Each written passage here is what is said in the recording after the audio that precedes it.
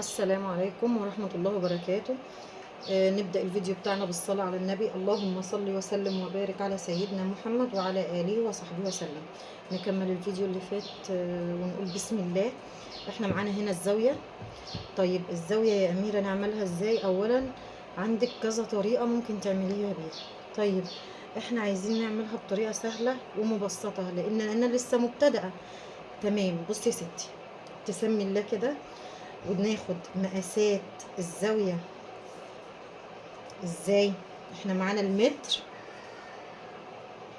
او المزورة، المتر او المزورة واحد. تاخدي مقاسات زاويتك من هنا لهنا، وليكن 80 او 90 60 على حسب بقى 65. هي دايما الزاوية بتتراوح ما بين الايه الرقم ده. بتاخديها مقاس الزاوية يمين وشمال. احنا ممكن نعملها عبارة عن ظهر وكتف نتعامل بيها كأنها كنبة. نعمل الظهر ده نقصه كده لوحده كأنها كنبة، ونعمل لها الكتف كأنها الكتف ده ايه، كأنه يد. طيب احنا مش حابين ان يكون في وصولات هنا. تعالوا بقى نعملها بطريقة سهلة ومبسطة. هي هيبقى لها بقى جزئين عشان نعملها بالطريقتين دي. فاحنا هناخد المقاس كده وليكن 80 في 80. طيب ومقاس المقعد من جوه لبره وليكن متر. يبقى كده احنا معانا 80 او 90 في 90، والمقعد من جوه لبره مثلا متر. طيب ومقاس الظهر 60، يبقى 60 ورا و60 قدام، 120. 120 ومتر يبقى 2 متر 20. بتجيبي وليكن ده كده طوب القماش. تمام، انا ببسطها لك خالص عشان تعرفي تركزي. وليكن ده طوب القماش، العرض بتاعه 160، يعني طوب القماش من هنا لهنا 160. طيب 160 دول يعني كام؟ 80 و80، واحنا عايزين 90 و90. ما انت عندك عرض القماش اصلا بيمط معاكي ل 2 متر 30، 2 متر 20 بيبقى مرتاح. فنعمل ايه؟ هنمسك كده القماش وبعدين 160، واحنا عايزين 2 متر 20 عشان نجيب القاعدة والظهر بس. احنا هنعمل ليها حتة من تحت 40 سنتي. فبنجيب القماش ونروح فردين الطوب وتانيين القماش كده ونحطه ونقيس مثلا 2 متر 20 كده يا أميرة. أصبح معانا مقاس القاعدة بالظهر والعرض بتاع القماش. طيب هنعمل ايه دلوقتي؟ احنا معانا الحتة دي كده، طبعا هيبقى كده، في عندك كده وكده. هنعمل ايه؟ احنا عايزين نجيب الزاوية. انتي تانية القماش، تمام؟ بتيجي بقى كده، بصي انت التانياه مجوز.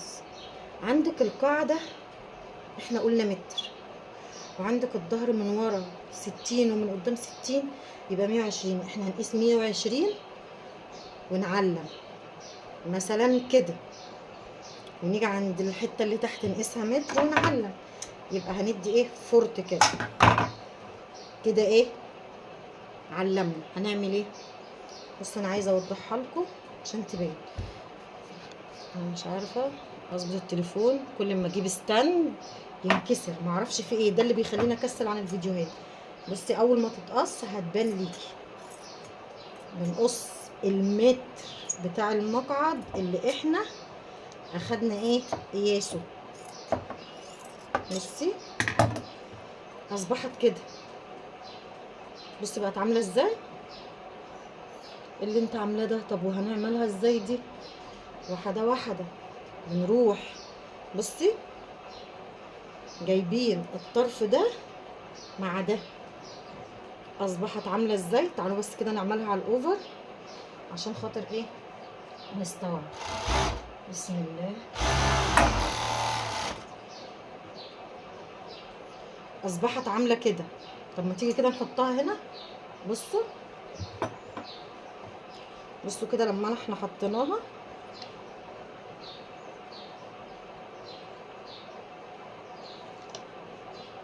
انا مش عارفه هي واضحه ليكم ولا ايه، بس هي بصوا سهله جدا.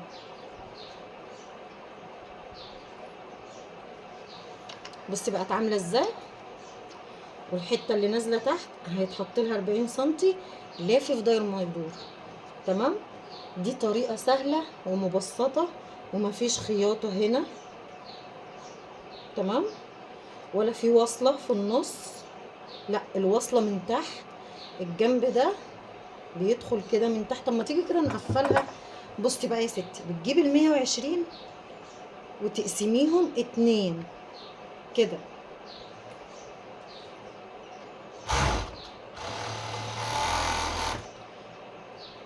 وتعملي حرف التي من فوق عشان ما يبقاش فيه ايه بوز كده من الجنب. بسم الله.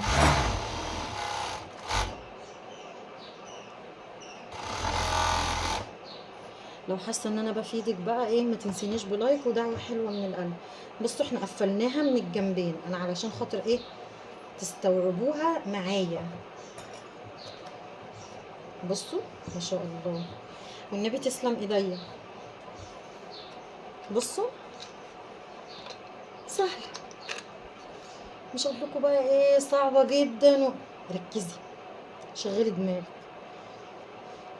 مش يا اميره، ما انت تلاقي خدت كورسات. ما خدتش طبعا الحاجات اللي انتوا شايفينها دي، كام معلومه بس اللي اخدتهم ورتبت عليهم حياتي واستسلمت عليهم. اي نعم دي باظت مني كتير، لان كنت ايه بقى، نفسي موت اعمل شغل من غير اللي هو افضل ماسكه المتر في كل حاجه. كنت متهوره متسرعه، عايزه اوصل بسرعه، فكانت في حاجات كتير بتبوظ مني. فانتي ركزي، محدش هيقولك كده، محدش هيعملك كده. فانت استنهزيها فرصه وركزي في الحاجه اللي قدامك. لا انت هتاخدي رزقي ولا انا هاخد رزقك، الارزاق ديت ربنا اللي بيوزعها. فبصي مش محتاجه كلام. احنا بقى هنعمل ايه، هنيجي على عرض القماش. بقيه الطوب معانا نقص حته بتاع قد ايه، دي معانا كانت 90 90 في 90، يعني قولي 2 متر، نقص 2 متر ونص. ماشي، او نقص 2 متر، لان احنا عندنا الزاويه متاخد منها في الجنبين. المعلومات دي هعيدها تاني في شرح الكنبه اللي بيد يمين وبيد شمال، علشان ايه يبقى عندكم خلفيه عن كل حاجه. انا عندي القماشه مش هتكمل فهوصلها، ماشي مالكوش دعوه انتوا بالتوصيل. خدي بالك دايما انك انت ما يبقاش فيه وصولات معاكي في الشغل بتاعك، خلي الشغل بتاعك يبقى نظيف. تعالي بقى كده نركب القنار اللي تحت. بتبدأيه منين يا أميرة؟ من الجنب. باجي من الجنب وبروح بادئاه مع أول الخياطة، وبينتهي معايا في آخر الخياطة. بسم الله.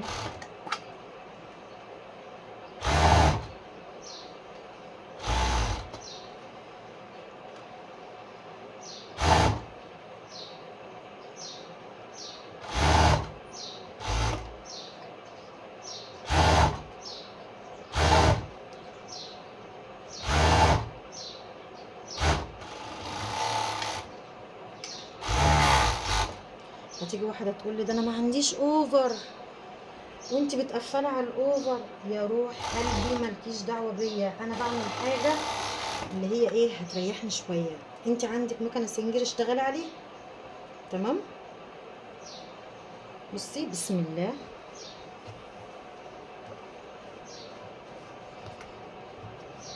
بدماغك انت بقى تخلي كل اللي قدامك يقول عليكي ايه، ده البت دي فنانة، البت دي شاطرة.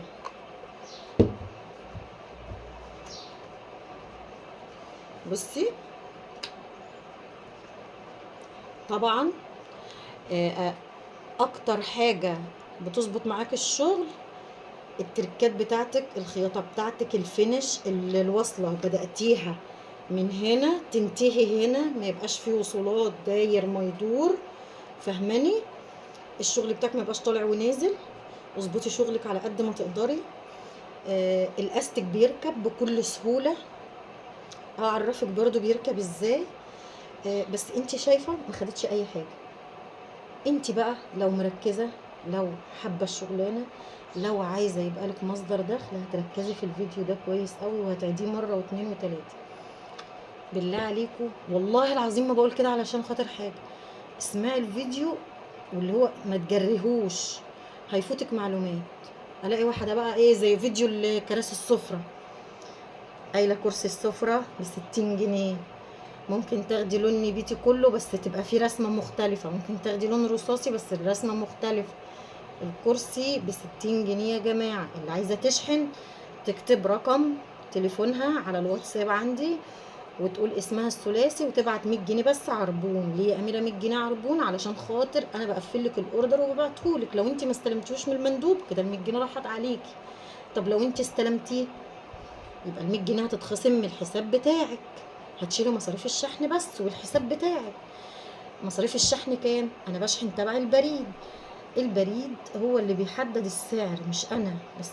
دواخل القاهره بتبقى في رينج 80 70.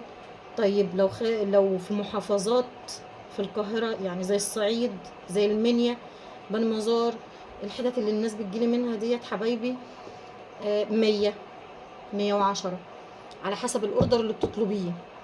لو الاوردر بيستدعي كرتونتين ممكن يكلفوا ايه 150.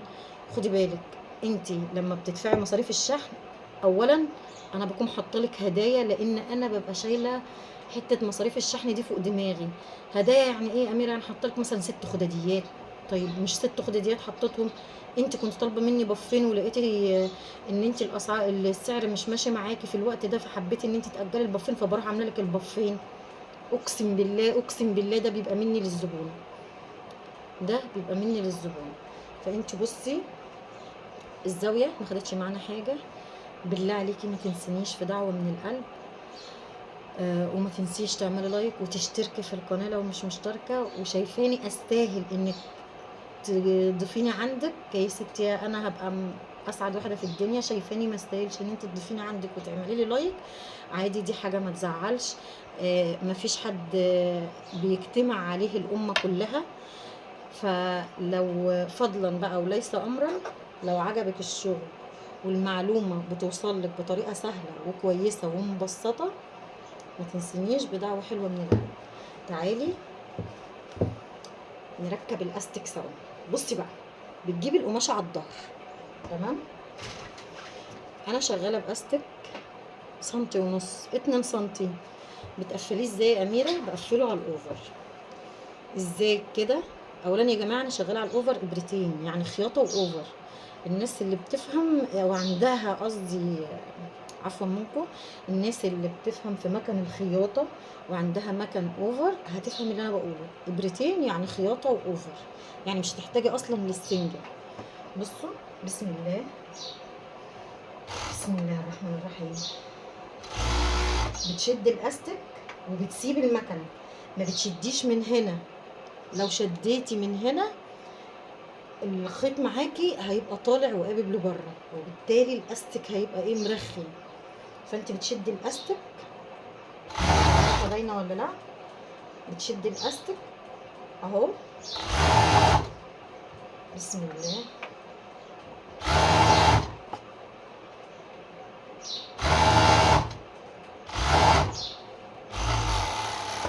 بصي بتشدي الاستك معاكي، بصي لو انت واخده بالك هتلاقي فيه ايه خياطتين، خياطتين، خياطه الاوفر وخياطه الاستك. طب تعالي كده نلبسه بعد ما ايه يا جماعه.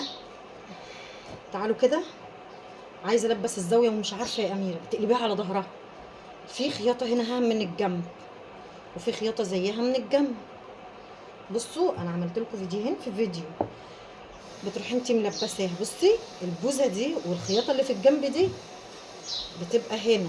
ده بالنسبه للناس اللي ما بتعرفش تلبس الزاويه لما بيجي لها شغل، فبتمسكيها بالمقلوب. الناحيه القصيره دي اللي ورا، الناحيه دي اللي قدام. فبنسمي الله وبنحط دي كده حرف التي ده على الجنب ده